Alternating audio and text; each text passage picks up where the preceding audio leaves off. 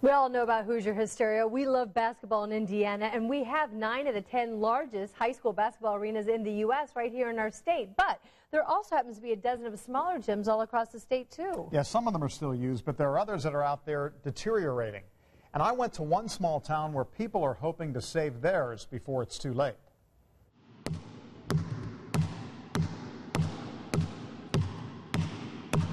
It's been more than 50 years since the people of Hope gathered here for a high school basketball game.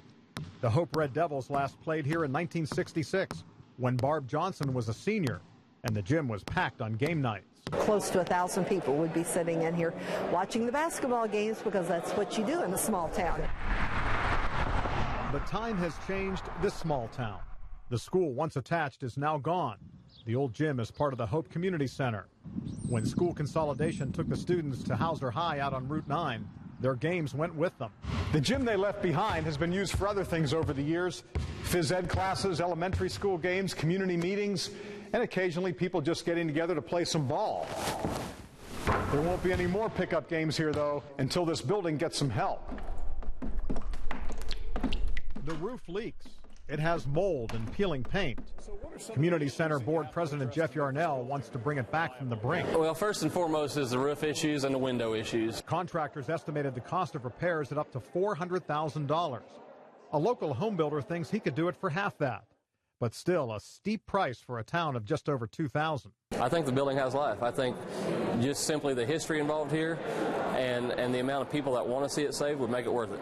So how much is this old gym worth to the people who live here? Right. Now, we used to run around and up through the gymnasium or the well, when they found out we were coming to see it, oh, it has to go back in the early 40s. They came out too. It shrunk up hanging in that closet all damn years.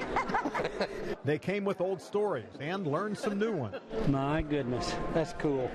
Dozens of people who played here and those who cheered them on. Did you wear that kind of sweater there? Yes, I did. Josephine Robertson was a cheerleader for the 1945 regional champ Hope Red Devils.